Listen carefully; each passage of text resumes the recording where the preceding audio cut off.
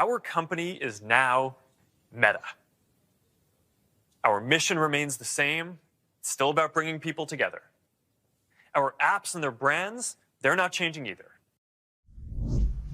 I gotta shake the weird off of me after looking at it. It's just so creepy. Reminds me of that movie Grandma's Boy with that robot guy. I mean, this Mark Zuckerberg, he's, this is Facebook guy, okay? Instead of improving the way they do business, they are literally pretending to be a new business in what I believe is just the first attempt to distract from Facebook, absolutely corrupt, and total partnership with the Democratic Party and then how they're swaying elections right now. Now, Zuckerberg has announced a new name for the platform, Meta. Changed everything. See? You don't even know anymore. This is along with a bizarre debut video with like virtual reality, like weird avatars. Watch this. And it has an incredibly inspiring view of whatever you find most beautiful. Hey, are you coming? Yeah, just gotta find something to wear.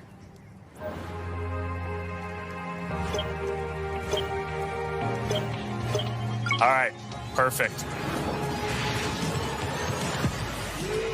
Boy. Oh, hey, Mark. I'm not really sure what to do with my hands right now. I mean, I feel like this is like all the jokes of every great movie I've ever watched, like Talladega Nights and all this stuff. And this is just a weird facade on Mark Zuckerberg's part, trying to save face. I'm not buying it. He thinks posting a video of him looking like an avatar will make people forget how politically biased they actually are. I don't think so.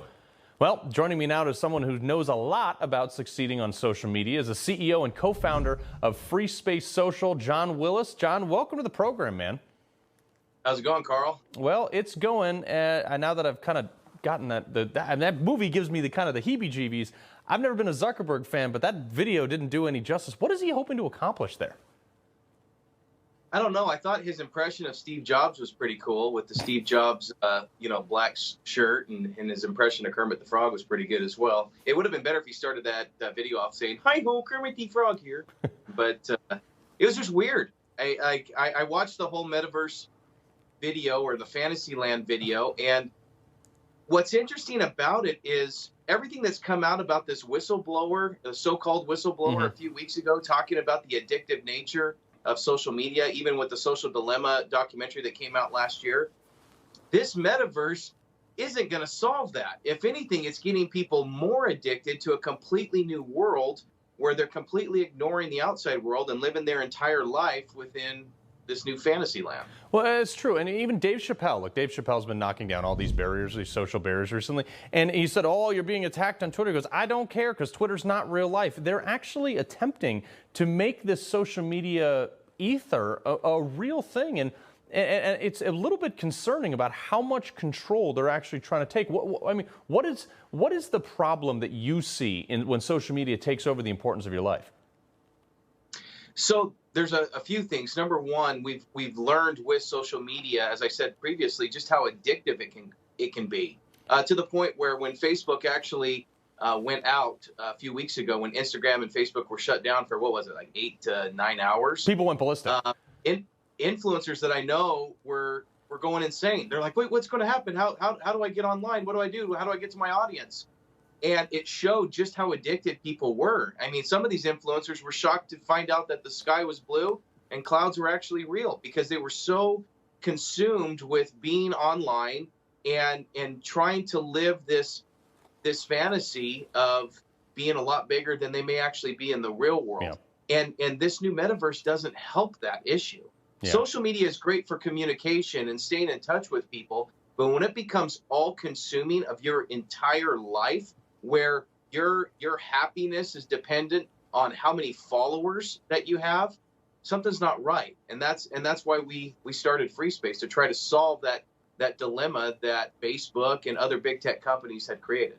Yeah, actually, so I wanted to ask you about that. So you start this FreeSpace thing. I actually downloaded the app, and I've got a profile and everything. And so the whole issue behind this, as I'm seeing, is it's a more positive reinforcement, and it's not. You guys have come out and said, like, look, I'm not going to block anyone. I'm not going to let people threaten you. But we also just want people to be people and recognize that it's not real life. Tell us a little bit about the platform.